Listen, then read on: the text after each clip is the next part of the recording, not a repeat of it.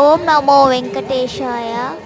ఈరోజు శ్రీ చక్ర సహిత సాయి నిలయం బాబా మందిరంలో శ్రీ సత్యనారాయణ స్వామి వారి వ్రతం చేయడం జరిగినది.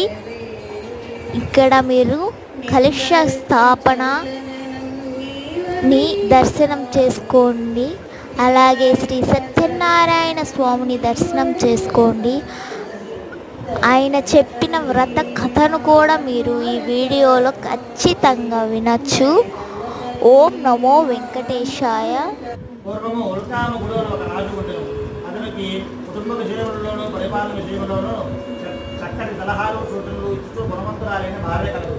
ఆ రాజదంపతులు ప్రజలను కన్నబెద్దలాగా చూసుకుంటూ పరిపాలన చేస్తుండేవారు. కానీ ఆ రాజుకు అన్ని ఉన్న కడవలో పుట్టిన సంతానం మాత్రం కలగలేదు. వారు ఆ సంతానం కొరకు ఎన్నో తీర్థయాత్రలు పుణ్యక్షేత్రములు తిరుగుచూ దాన ధర్మములు అన్నదానములు చేయుచుండెను. అటువంటి సందర్భములో అన్నదానం తిరుగుచుండగా ఒక బ్రాహ్మణుడు అక్కడికి వెళ్ళెను. ఆ రాజుగారిని చూసిన ఆ బ్రాహ్మణుడు ఇతను ఇలాంటి మంచి కార్యక్రమాలను ఏ ఫలితమును ఆశించి చేయుచున్నాడో తెలుసుకునవలనని ఆ రాజును అడుగుతాడు. అప్పుడు ఆ రాజుగారు, నాకు సంతానము లేదు, సంతానం కొరకు మేము ఇలాంటి కార్యక్రమాలు జరుపుకుంటున్నాము అని చెప్పెను.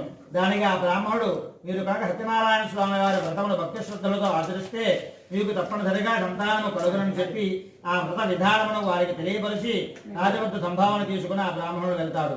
తర్వాత ఒక దినమున రాజదంపతులు వ్రతము చేయ సంకల్పించుకొని ప్రజలలో కూడా